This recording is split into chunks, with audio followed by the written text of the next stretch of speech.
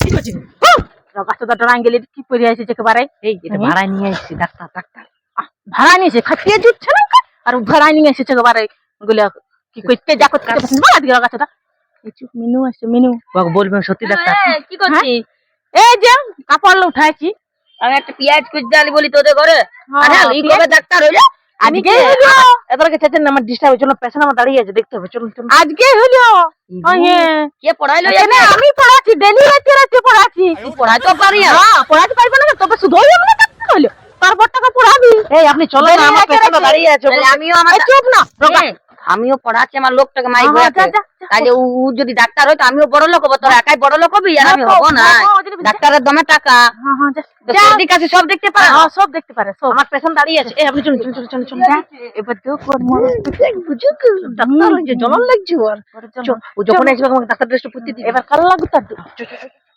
ই আরো ডাক্তার হবে? ই পেন্দা বলছে এক দেখলি সেদিন কি মদ খাই ডিগি বাজি দিচ্ছে। এ কই তার আর ডাক্তার হয়? কোনদিন স্কুল হয়ে যায় না কেউ, আর বলছে ডাক্তার হইলো। পেন্দা মাগি কথা কার।